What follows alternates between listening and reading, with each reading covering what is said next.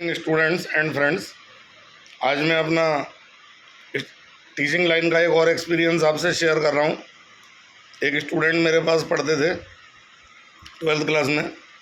शहर के एक नामचीन स्कूल के स्टूडेंट थे और उसके बाद 12th करने के बाद मुझसे मिलने आए।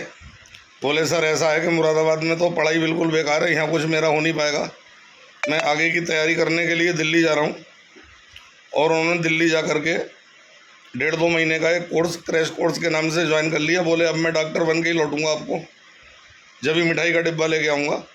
और वो डॉक्टर नहीं बने, उनका सिलेक्शन बाई चांस नहीं हो सका उसमें। तो फिर मुझसे मिलने आए। बोले, सर अब मुझे ये बताया गया कि 2 महीने वाले कोर्स में पढ़ने की वजह से तुम्हारा सिलेक्शन नहीं हुआ, अब तुम 12 महीने वाला कोर्स हमारे यहाँ से कर लो तो पक्का सिलेक्शन हो जाएगा। तो हम भी चुपचाप सुनते रहे। हमने कहा ठीक है भाई, जैसा कह रहे हो आप वो ठीक है। फिर 1 साल बाद दोबारा उनसे मिलना हुआ। बोले, सिलेक्शन अब भी नहीं हुआ। मैंने कहा अब तो यहाँ रह के तैयारी कर लो मुरादाबाद में।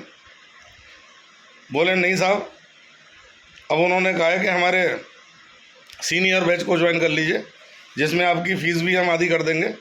मतलब बच्चे को येन केन प्रकारेण अपने पास रोकने की कोशिश, और अल्टीमेटली बच्चे का सिलेक्शन कहीं नहीं हुआ 4-5 साल ख़राब करने के बाद।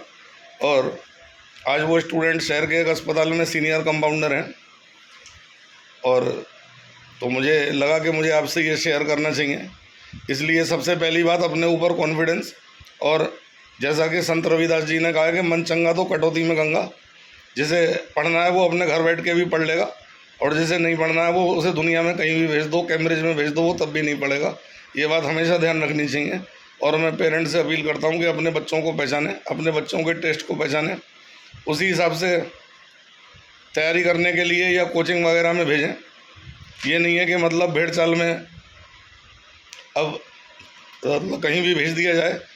मान लीजिए एक कोचिंग में 10,000 बच्चा, उसे आपकी ज़रूरत ही नहीं है, आप बेमतलब में वहाँ धक्के खा रहे हैं जाके। There is no need of yourself in that institute.